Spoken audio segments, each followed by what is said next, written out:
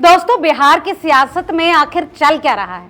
क्या चिराग पासवान, जो कभी प्रधानमंत्री नरेंद्र मोदी के हनुमान कहलाते थे, अब एनडीए से अपनी राहें अलग करने की सोच रहे हैं? और क्या उनके दिल में बिहार के मुख्यमंत्री की कुर्सी का सपना पल रहा है? और सवाल तो यह भी है कि क्या इस सपने की राह में नीतीश कुमार सबसे बड़ी रुकावट बन रहे हैं? दोस्तों, इन सवालों के बीच एक और नाम उभर रहा है, प्रशांत किशोर। क्या चिराग और प्रशांत किशोर की बढ़ती नजदीकियां बिहार की सियासत में एक नया चक्रव्यूह रचने वाली हैं? बिहार में आखिर चल क्या रहा है? दोस्तों, बात शुरू होती है वैशाली से, जो चिराग पासवान और उनकी लोक जनशक्ति पार्टी का गढ़ माना जाता है। हाजीपुर, जमुई और वैशाली की ये बेल्ट लंबे समय से पासवान परिवार का सियासी किला रही है। लेकिन हाल ही में वैशाली में हुए एक घटनाक्रम ने सियासी हलकों में हलचल पैदा कर दी। एनडीए ने एक प्रेस कॉन्फ्रेंस का आयोजन किया, जिसका मकसद था केंद्र सरकार के जातिगत जनगणना के फैसले को जनता तक पहुंचाना। बैनर पर चिराग पासवान की तस्वीर थी। एनडीए के तमाम बड़े नेता मौजूद थे, लेकिन एक बात ने सबका ध्यान खींचा, और वो ये थी कि चिराग पासवान की पार्टी से कोई भी नेता इस प्रेस कॉन्फ्रेंस में शामिल नहीं हुआ। न कोई सांसद, न जिला स्तर का कोई नेता। यह अनुपस्थिति अपने आप में कई बड़े सवाल खड़े करती है। और तो और, प्रेस कॉन्फ्रेंस खत्म होने के बाद चिराग की पार्टी के प्रदेश महासचिव मुकेश पासवान ने अलग से एक प्रेस कॉन्फ्रेंस की। और मजे की बात तो यह है कि इस प्रेस कॉन्फ्रेंस में भी वही मुद्दा उठाया गया कि जातिगत जनगणना के फायदे। अब सवाल ये उठ रहा है कि अगर चिराग पासवान की पार्टी को इस मुद्दे पर बोलना ही था, तो वो एनडीए के मंच पर क्यों नहीं बोले? क्यों उन्होंने अलग मंच चुना?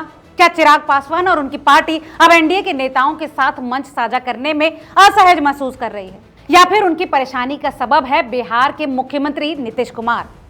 दोस्तों, चिराग पासवान और नीतीश कुमार के बीच तल्खी कोई नई बात नहीं।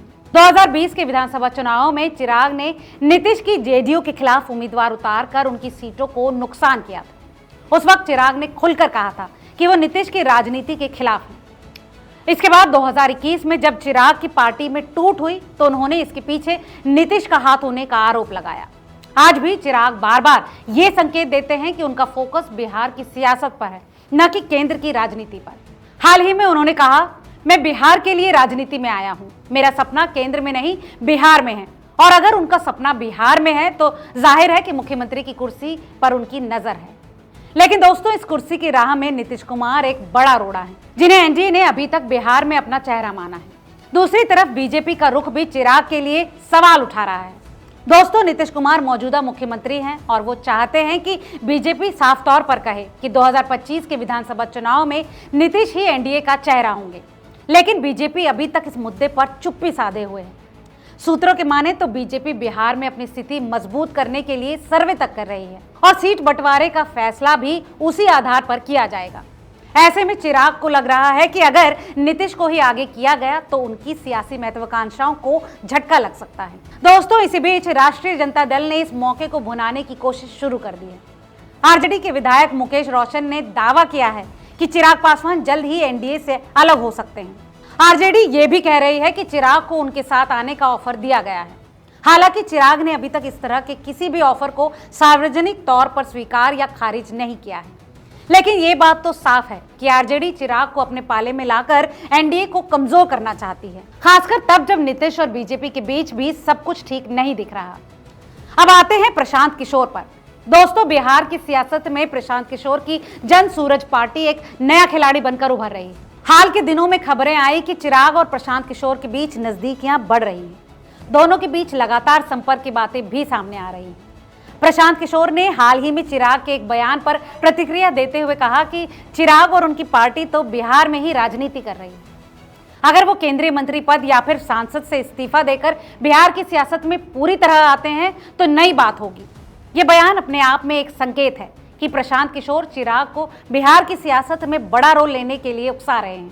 क्या ये दोनों मिलकर कोई नया सियासी समीकरण बनाने की तैयारी में हैं? ये सवाल इसलिए भी अहम है क्योंकि प्रशांत किशोर ने पहले ही ऐलान किया है कि उनकी पार्टी 2025 के चुनाव में सभी 243 सीटों पर लड़ेगी। चिराग पासवान के सामने अब दो रास्ते हैं। पहला ये कि वो एनडीए के साथ रहें और बीजेपी जेडीयू के साथ सीट बंटवारे में अपनी हिस्सेदारी को मजबूत कर लें।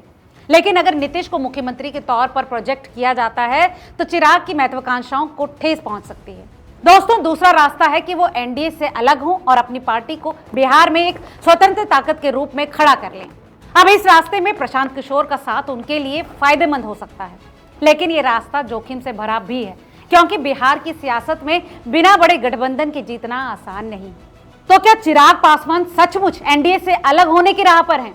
क्या उनकी शर्त है बिहार की मुख्यमंत्री की कुर्सी? और अगर ये शर्त पूरी नहीं हुई तो क्या वो बिहार की सियासत में नया खेल खेलेंगे? इन सवालों के जवाब तो वक्त ही देगा, लेकिन इतना तो तय है कि बिहार की सियासत में अभी बहुत कुछ बदलने वाला है। चिराग पासवान, नीतीश कुमार, बीजेपी और प्रशांत किशोर, ये सभी किरदार इस राजनीतिक मंच पर अपनी अपनी चालें चल रहे हैं और बिहार की जनता ये सब देख रही है, ये सोचते हुए कि अगला मुख्यमंत्री कौन होगा और बिहार का भविष्य क्या होगा। दोस्तों, इस बारे में आपकी क्या राय है? हमें कमेंट करके जरूर बताएं। फिलहाल इस रिपोर्ट में केवल इतना ही। ऐसे तमाम और अपडेट्स के लिए जुड़े रहिए रिपोर्टर जी के साथ। बहुत बहुत शुक्रिया।